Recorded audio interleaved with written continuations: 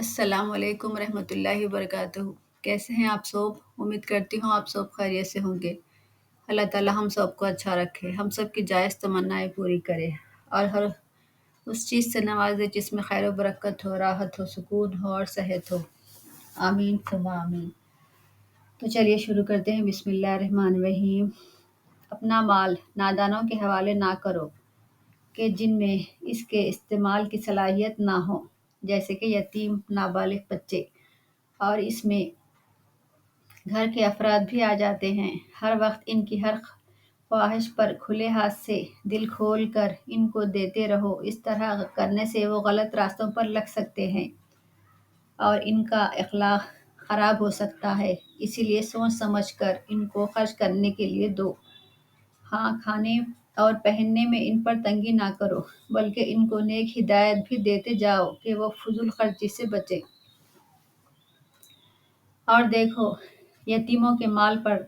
جو تمہارے حوالے کیا گیا ہو ہاتھ نہ ڈالو، اور کہیں ایسا نہ ہو کہ تم ان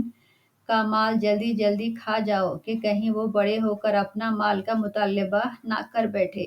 یتیموں کو تمہاری سرپرستی میں دیا ہے اور ان کے مال کو تم پر بھروسہ کر کے ہی تمہارے حوالے کیا ہے کہ تم اس بھروسے کی قدر جانو اور ان کے مال کی اچھی طرح دیکھ بھال کرو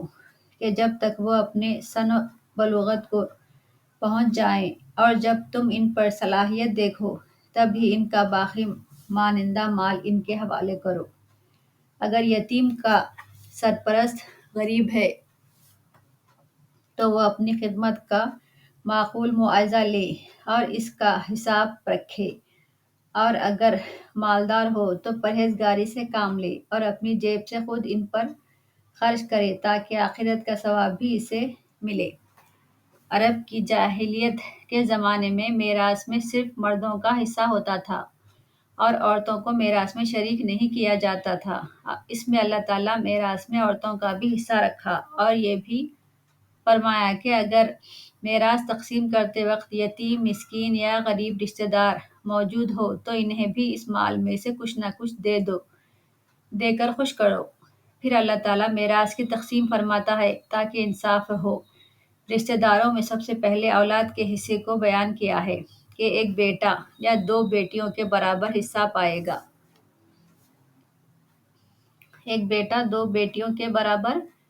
حصہ پائے گا، کیونکہ خاندانی زندگی میں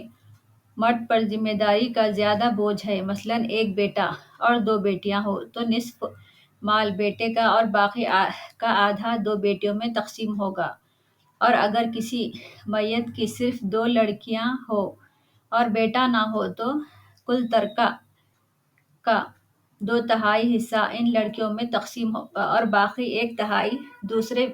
وارثوں میں جائے گا، اور اگر اس کی صرف ایک ہی لڑکی ہو تو ترکہ کا آدھا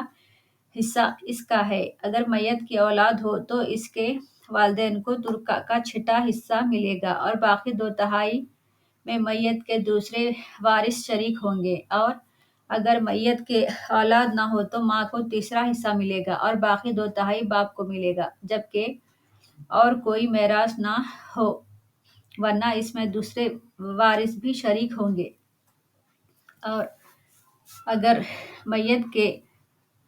بھائی بہن بھی ہو تو ماں کو چھٹا حصہ ملے گا، کیونکہ ماں کے حصے کا دوسرا چھٹا حصہ باپ کے حصے میں ڈالا جائے گا، اسی لیے کہ بھائی بہن ہونے کی صورت میں باپ کی ذمہ داریاں بڑھ جاتی ہے۔ اس سے معلوم ہوا کہ اگر میت کے ماں باپ زندہ ہو تو بھائی بہن کو حصہ نہیں پہنچتا، بلکہ ذمہ داری باپ پر آتی ہے، اور یہ سب حصے میت کی وصیت کو پوری کرنے کے بعد اور اس کے قرض کی ادائیگی کے بعد نکالے جائیں گے۔ وصیت میں وہ ایک تہائی تک کر سکتا ہے۔ پھر میاں بیوی کی میراث کا ذکر کیا گیا ہے۔ بیوی کے اگر اولاد نہ ہو اور جو کچھ انہوں نے چھوڑا ہے تو اس کے شوہر کو کل ترکہ کا حصہ آدھا ملے گا، اور ان کے اولاد ہو تو شوہر کو چوتھا حصہ ملے گا۔ اسی طرح اگر شوہر کا انتقال ہوا اور اس کے اولاد نہ ہونے کی صورت میں بیوی کو چوتھا حصہ ملے گا، اور اگر اولاد ہو تو اسے آٹھواں حصہ ملے گا، اور یہ حصے ایک سے زیادہ بیویاں ہونے کی صورت میں سب میں برابر تقسیم ہو جائے گا، اور یہ سب میت کی قرض کی ادائیگی اور وصیت پوری کرنے کے بعد ہوگا۔ اور اگر مرد اور عورت بے اولاد ہو اور ان کے ماں باپ بھی زندہ ہو مگر اس کا ایک بھائی یا بہن موجود ہو تو بھائی اور بہن ہر ایک کو چھٹا حصہ ملے گا، اور بھائی بہن اگر ایک سے زیادہ ہو تو کل ترکہ کے تیسرے حصے میں وہ سب شریک ہوں گے۔ مفسرین کا کہنا ہے کہ قانون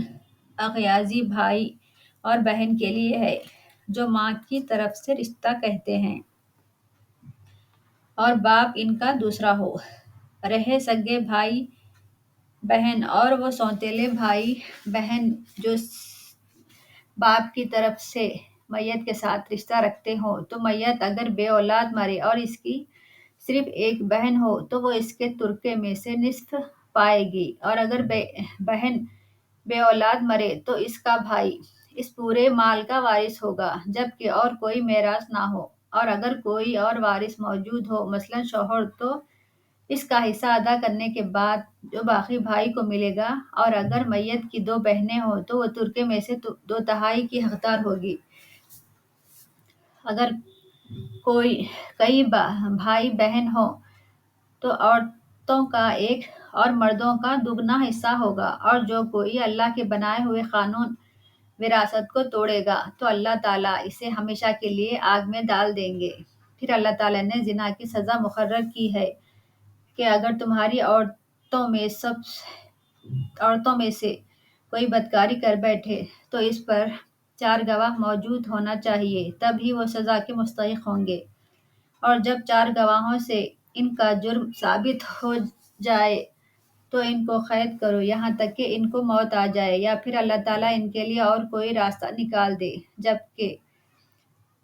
جو کہ بعد میں سورہ نور میں 100 کوڑے بیان کیے گئے ہیں۔ یہ دراصل عورتوں پر اللہ کا سخت عتاب ہے، کیونکہ ہر حال میں عورتوں کو اپنا ناجائز تعلقات سے پرہیز کرنا چاہیے، ورنہ ساری کی ساری مسلم سوسائٹی برباد ہو جائے گی۔ اور اگر دونوں زانی مرد اور دونوں زانیہ عورتیں ایسا کام کریں، یعنی عملِ لوط، تو ان کو خوب مارا پیٹا جائے، پھر سزا کے بعد اگر وہ توبہ کر لے اور اپنی اصلاح کر لے تو انہیں چھوڑ دو کہ اللہ بہت ہی توبہ قبول کرنے والا ہے، اور توبہ ان لوگوں کے لیے نہیں ہے جو بار بار اپنے گناہوں کو دہراتے ہیں اور پھر بیٹھ کر توبہ کرتے ہیں، یا پھر جب موت کا فرشتہ سامنے کھڑا ہو تو معافی مانگتے ہیں۔ اللہ تعالیٰ فرماتا ہے کہ اگر نادانی سے غلطی ہو جائے اور پھر وہ نادم و شرمندہ ہو کر اللہ سے معافی مانگے اور پھر دوبارہ اس گناہ کے قریب پھٹکنے نہ پائے، تب ہی اللہ تعالیٰ اس کی توبہ قبول کرتا ہے۔ یہ عارضی طور پر سزا رکھی گئی تھی۔ اس کے بعد سورہ نور آیت نمبر 2 میں زنا کی سزا بیان کی گئی ہے جو کہ 100 کوڑے ہیں۔ مفسرین کا کہنا ہے کہ یہ سزا غیر شادی شدہ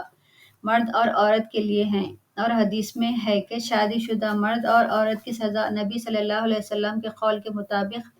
سنسار کرنا ہے، جبکہ ان کے گناہ 4 چشمدید گواہوں سے ثابت ہو جائے یا پھر وہ خود اپنے منہ سے اقرار کر لے، تاکہ سنسار کرنے پر ان کے گناہ دھل جائے اور مسلم سوسائٹی میں ایک عبرت کی مثال قائم ہو،